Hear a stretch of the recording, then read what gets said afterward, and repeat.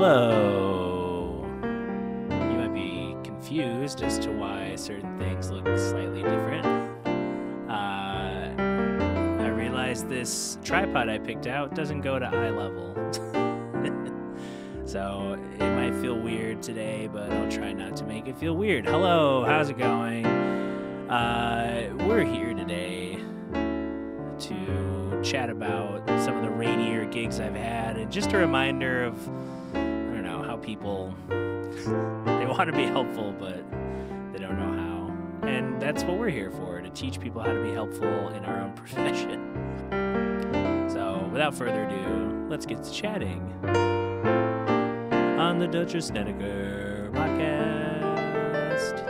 Oh, look at that. All right. Hello. So, right away, things might be a little different this time around.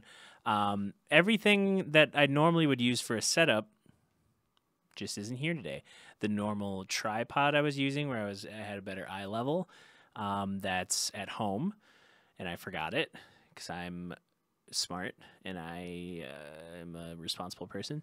And then, okay, weird height level, that's not a problem. But now I'm trying this grand experiment where I'm recording today's episode using only Apple mobile devices. So I'm using the Alesis IODock 2,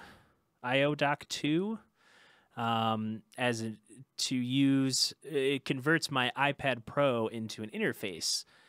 So it adds physical hardware plugs and MIDI ports. So I open GarageBand. I have a stock piano playing for while it records, but when I export it, I'll have actual keyscape audio. Although last time I tried to export MIDI, it was a little bit of a hassle, so we'll have to see what that's all about. But like I mentioned, rainy days. It's raining today. I'm recording this the Tuesday before this drops, and it's just been a rainy few days. Just haven't felt motivated to do any work, but I've had gigs.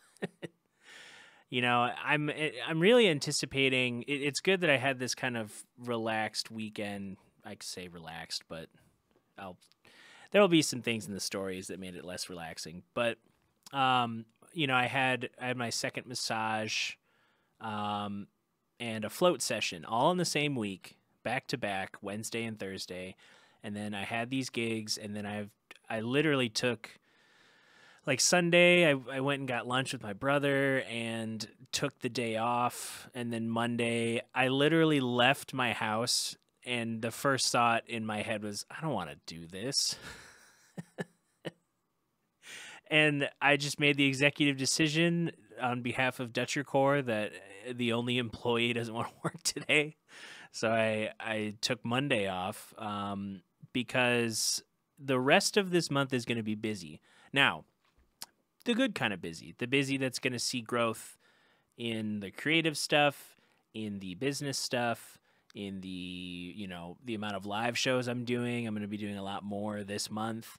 The recording that we're getting ready for Earth Radio, all this stuff. I got a video project / recording project I have to do at the end of August. I have, more. I have to update my website. All these things I should have done during the winter. There's little things that I have to do over this next month, and especially this week leading into the month, getting things teed up and all that. I come here today to do work, and I don't know if it's because of the rain or just the amount of people that are in the building today, internet is all over the place. And I've tried, with or without my VPN, but you know how that is. If you have a VPN, you leave it on, it syncs up, it's working really cool, and then something prevents the internet from talking to your device because of the VPN. So you disable it briefly so you can connect, then you reconnect, hoping it integrates and creates that bridge. And then when it doesn't, you're like, what do I do? All these things are possible if you live the life that I live. Um, but rainy day gigs the last few days have been interesting. I had a wedding that probably had the most specific amount of requests I think I've ever been on, ever, with Blue Water Kings, with freelancing, with ever, playing at my church, ever. The most requests I think I've ever had. And then to see in real time it all go away. Granted, we still did the requests, but here's how the flow of the schedule was supposed to be. It was supposed to be like everyone's there, hanging out, having a good time, getting ready for the ceremony. Ceremony, here's when it starts. Starts at, I think it started at 5:30. 5:30. Yeah, it started at 5:30. Because I remember like 5:30 to 6. It was prelude music. 6 to 6:30. It was the ceremony, which had 2 song requests, both easy, Pachelbel and some other stuff. Also, if you happen to be, let's say you stumble upon this video and you're a part of the wedding, know that I don't fault you for any of this story, Mrs. Bride or Mr. Groom. This is merely me expressing the hilariousness of the weekend of just seeing, because normally Blue Water King's weddings could almost be planned to a science. It's, weddings typically start at 4:30, late afternoon, and then the evenings when you do the cocktail, have that done around 6:30, 6 o'clock. Do dinner at that time. Starts, getting dinner out to folks, and then dance is starting at like 7:30 or 8, and then that's also in that chunk of time. There's cake cuttings, there's other stuff, there's toasts, and then the dancing is usually 8 to 10, 8 to 11, 8:30 to 10:30, 9 to 11, 8:30 to 11. Like it all depends.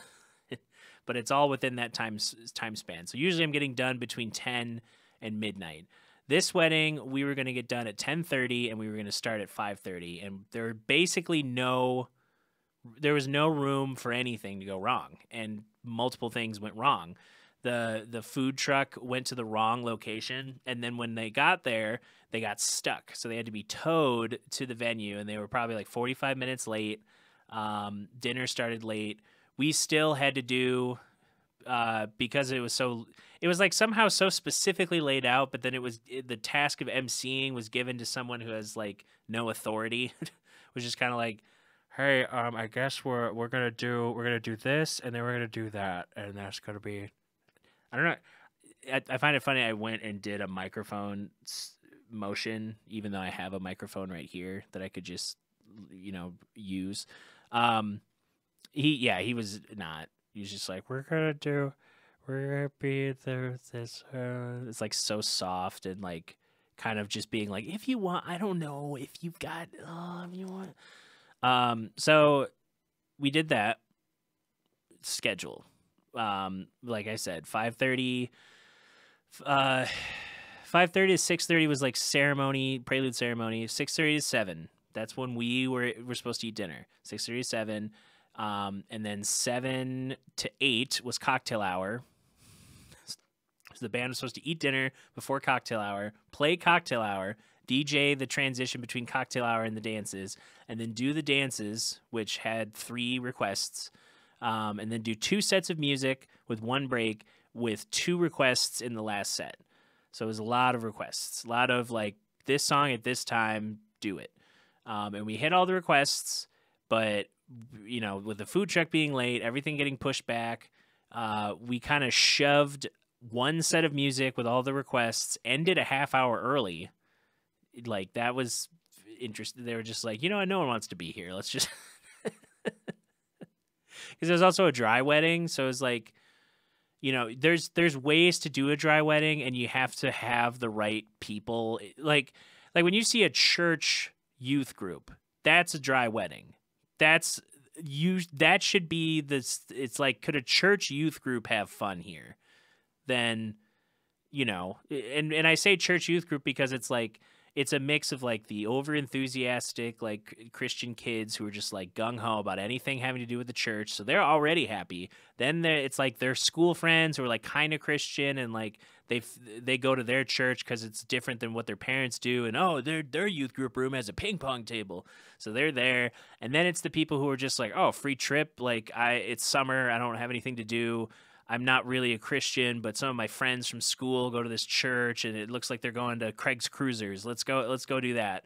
I won't have to like sit around for a Bible study, or it's like someone who's weighing the pros and cons, or someone's parent put them in there, knowing that's like, oh, they're gonna feed them, they're gonna run around, they're gonna have some kind of fun, and then come home and sleep. Cool, I get a day to collect my thoughts or a day to do nothing. That's the energy that's needed at a sober wedding, I think. What the energy was here was kind of just like tired people noticing the heat, noticing the rain, noticing the outdoors, noticing things being late. It was just like people who didn't know how to mitigate that type of environment being the hosts. It wasn't part of our contracted stuff. It's just so funny. But everything went off as best as it could, and they adjusted, and everyone at least left happy. They kept thanking the band. That's the thing I always have to remember. If they thank the band and there's some level of happy, there's some success there. So that wedding was not so much intense, but it's just a lot of like, well, this is happening this time, and this is happening earlier, and this is happening later. So a lot of adjusting. The wedding on Saturday, though. Whew, that was hilarious.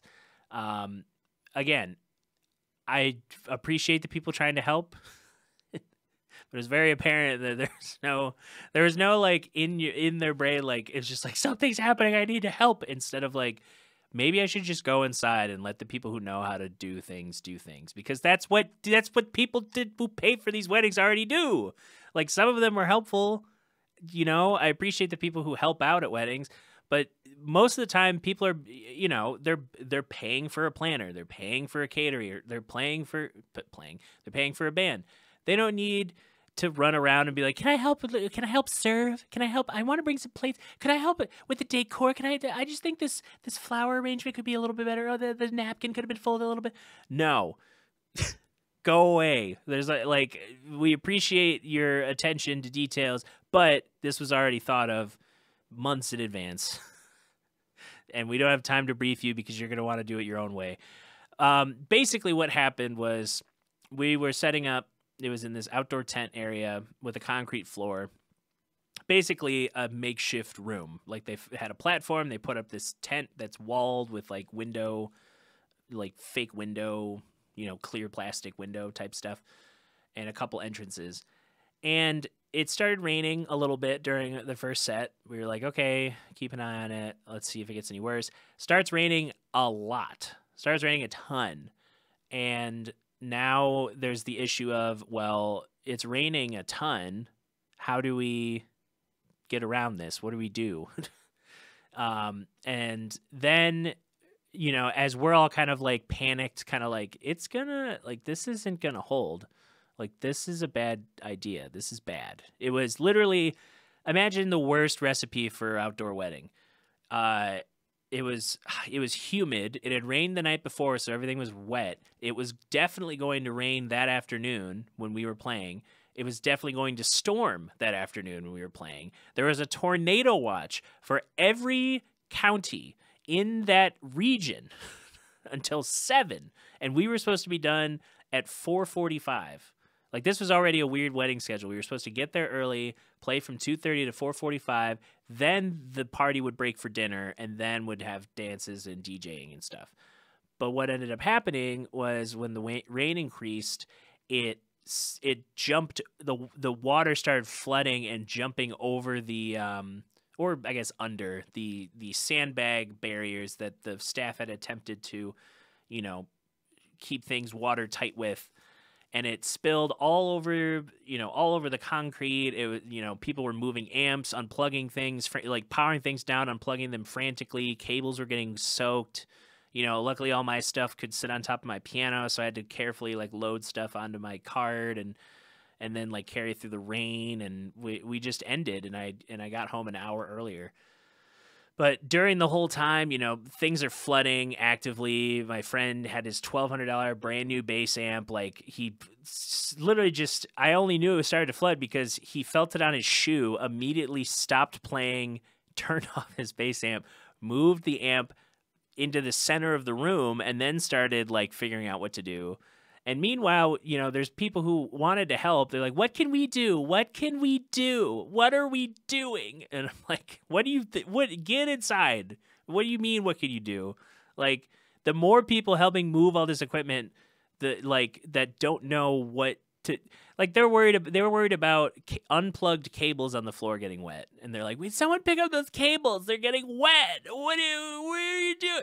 It's like, the cables were going to be wet. The whole floor is flooded. The amp is fine. That's more important. You can replace an IEC cable. You can't easily replace a bass amp. And we were helping tear down the PA. There was a debate of like, should we set up inside? Like, how does that work?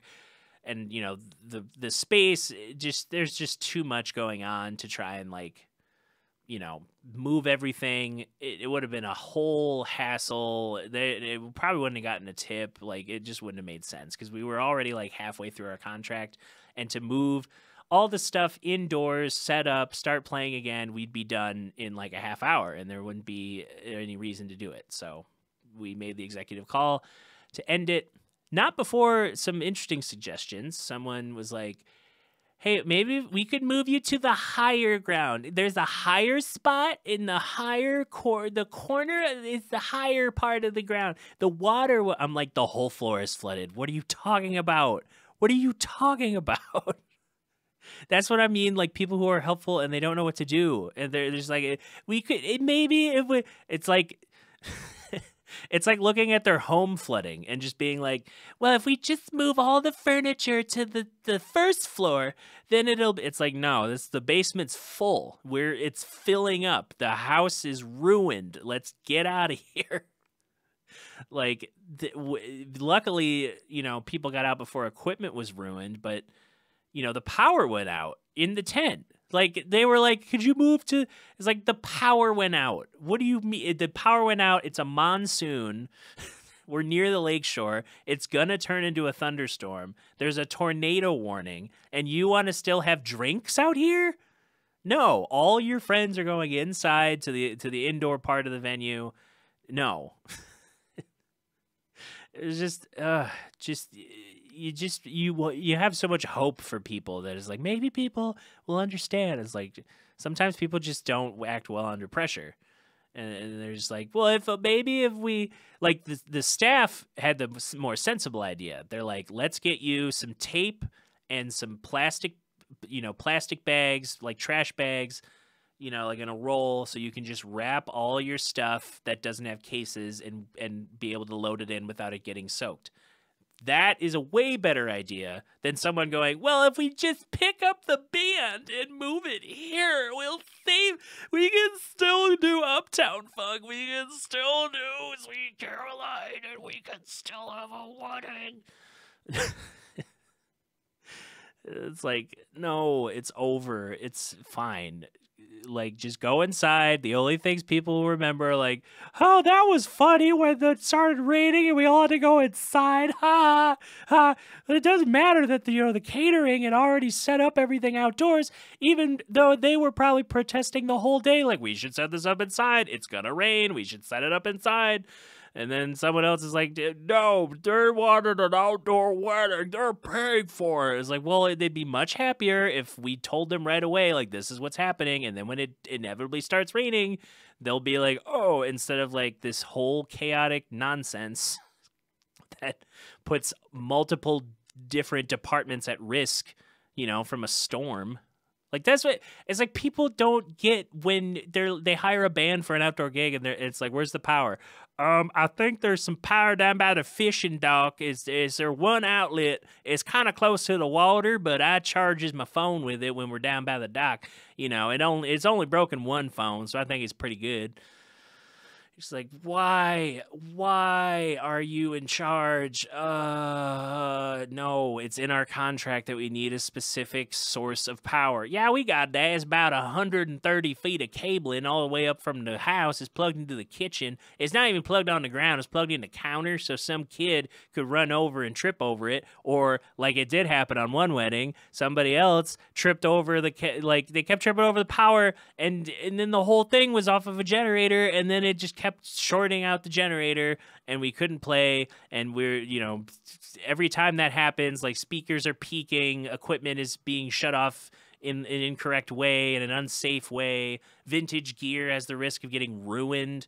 Like, I don't think people understand the like, you might not be responsible for this, but you need to be responsible for the preventative measures. It's like, you might not be able to reimburse an entire band's worth of gear if your dumb wedding breaks everything that I have cobbled together over the last 13 years. Like, that's what it's so. It's so annoying when people are just like, "Oh, you get another one." I'm like, "What do you think money is? What do you think you can pay for a new one with your money? Yeah, maybe 6 weddings. Stupid." Now I'm just getting mad at like just the idea of bad weddings. There's been so many. And it's been nice having rainy days to like remind you that, like, oh yeah, this is why I also diversify. I don't want to be behest to the weather. Like, if something's raining, I could either take the day off, I could work on something indoors, I could do this, But there's so many. It's like, people don't. Why? There's so much detail, and then they miss the littlest things for bands. The littlest things, like you're spending multiple meetings picking out the card stock for the greeting for the guests and the menus. And you're spending hours figuring out, like, should we do the gold plate holders or should we do the silver? And then should we have what style of napkin and silver? Do we want something to match the like, we have to make sure it all matches. Oh, and then, each guest gets a tiny folded origami chocolate crane that's on each table. And it's got to be facing east. And then meanwhile, it's like, where's the power? Oh, we thought you'd bring your own power. Bring our own power? You don't even want to supply power? The thing that's the thing that's attached to a venue, you don't even want to provide. Like, you can't tell me that there's something in there that I can plug into. You're like, I don't know. There was power, and it's right. The blender's working. I don't see anything. I don't know. And just give me an outlet. Well, we got one outlet. Did you see what a band is? Do you know what a band is? Do you know what a band is? Multiple speakers, multiple amps, multiple electronically powered instruments, cabling, microphone. Like, what do you think? The whole thing runs off electricity. And then if we play it acoustic, it's not going to be loud enough, and people are going to complain that it's not like loud dancing music unless they're hammered and can just join in the party. And that's why you have to have alcohol at your weddings, because you're inviting a bunch of strangers with a bunch of family you haven't seen in a while to hang out in the same space for a day. And some people flew, and some people drove, and everyone wants their time with you, and everyone wants their time with the brides. Like the bride and groom. Got to give my 2 cents. I got to talk to them. Got to talk to other family, whatever.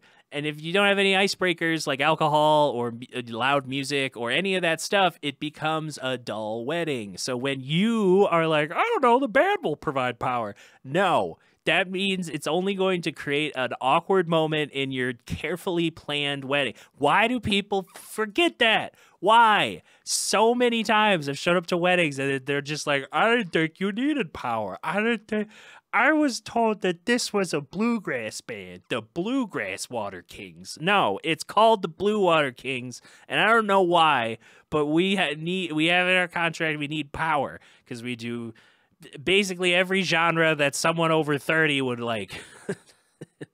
It's enough pop for you to dance to. It's Motown for the parents. It's the classic pop, the ballads, the classic rock numbers, the sing-alongs, the guitar heroes, all the things that relate to all you people. All of you guys are at the same wedding. That's another thing. That's a whole other rant I could go on. It's my theory that everyone has the same wedding.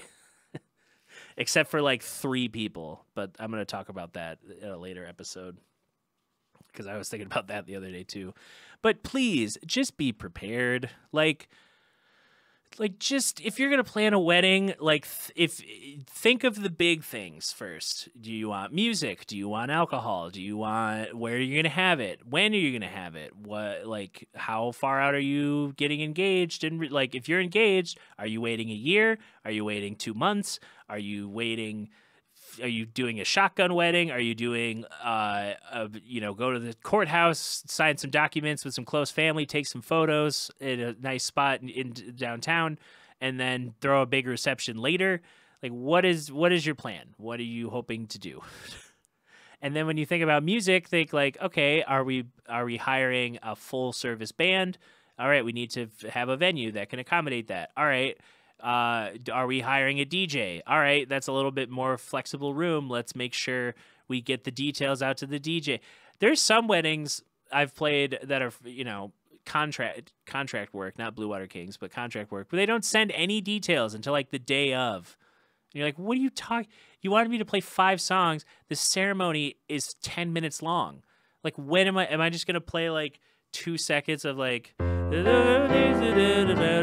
postcard, and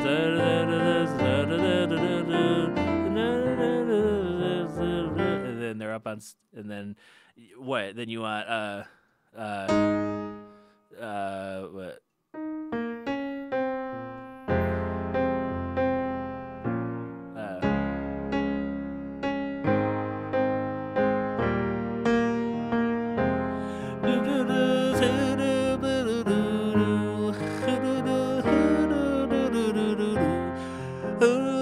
Like, just do that.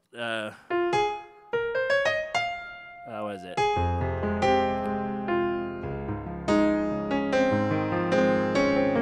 Okay, now they're doing the candles. Oh wow! Like, just think. Just if you want to be super specific, be detailed. That gives us, more details always help. If you don't care, then we'll plan those parts for you. But any in between where it's like not enough planning and then we have to figure something out that's like really stressful, like running a whole show off of one outlet or something.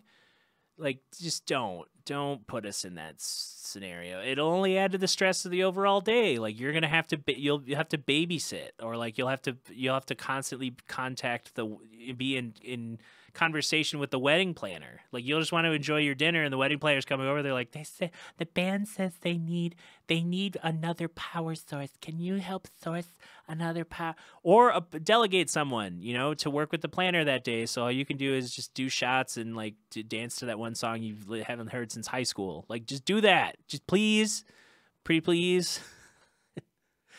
All right.